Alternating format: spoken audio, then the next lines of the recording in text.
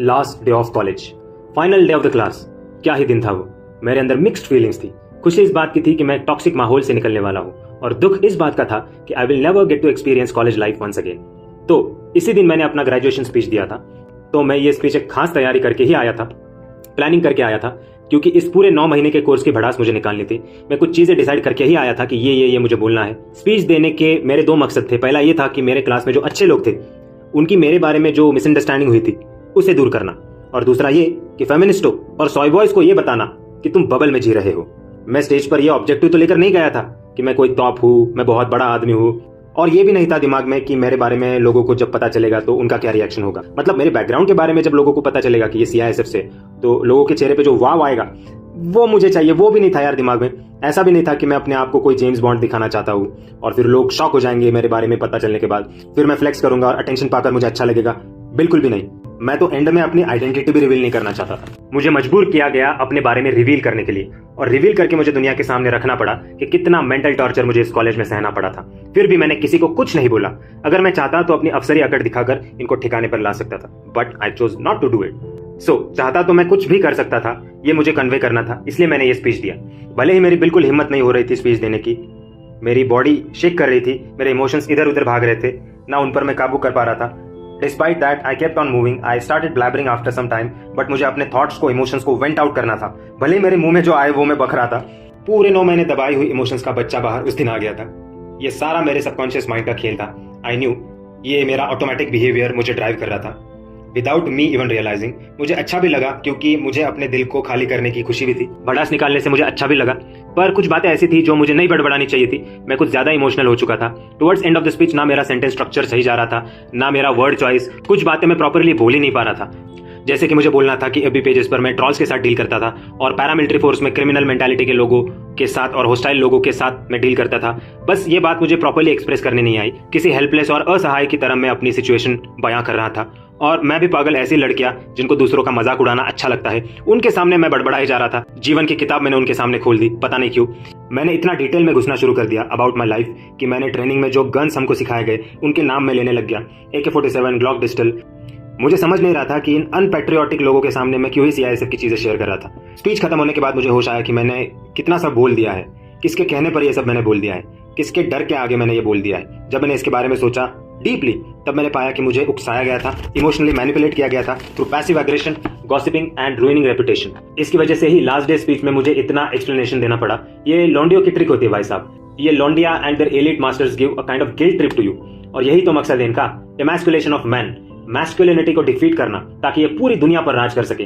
If you are their favourite soy boy, beta man, you will go scot free, but if you stand up against their gaslighting, you will be immediately shamed. और इसी Shem का नतीजा शायद मुझे last day speech देना पड़ा। ऐसा लग रहा था स्पीच कम, एक्सप्लेनेशन ज्यादा दे रहा हूँ। खैर, मैंने स्पीच इसलिए भी दिया था क्योंकि इन लोगों को अपनी बबल की दुनिया से मुझे बाहर निकालना था।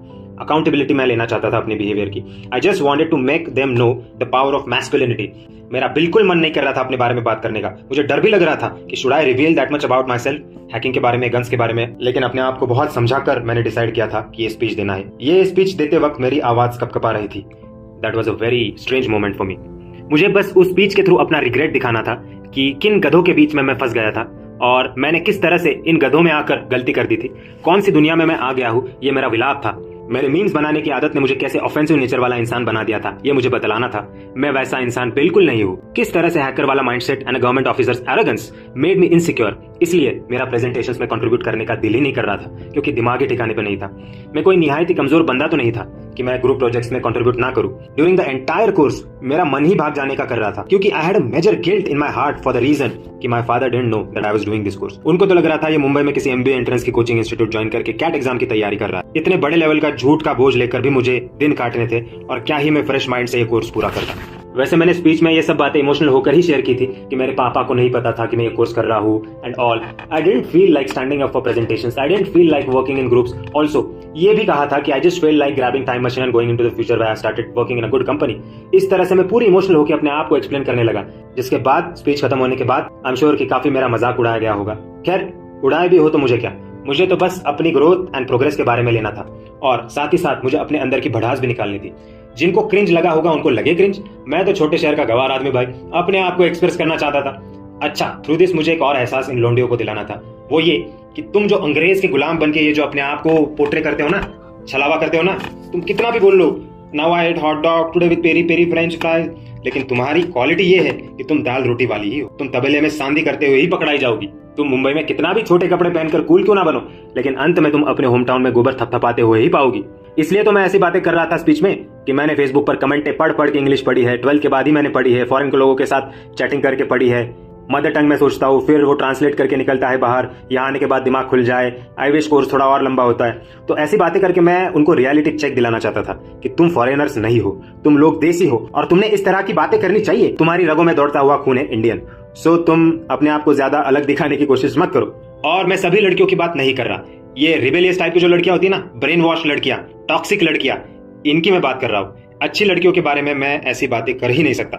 फेमिनाइन, अंडरस्टैंडिंग, काइंड वुमेन, और उन्हीं के बारे में मैंने स्पीच में कहा था कि people here are nice, understanding and kind. उन्हीं कुछ लोगों के लिए जिन्होंने मुझे प्रेजेंटेशन में हेल्प की थी चीजों को समझने के लिए। गधों की तरह बाकी लड़कियों के बहकावे में आकर मुझे माल ट्रीट नहीं किया, उन्हीं का मैं शुक्रगुजार था जो वन ऑफ माई इंटेंशंस था स्पीच देने का। मेरे स्पीच की बस कमी ये थी कि मैं थोड़ा इमोशनल होकर बड़बड़ाने लग गया था कि मुझे एसईओ करना था, लेकिन मुझे कुछ अलग ही करना पड़ा।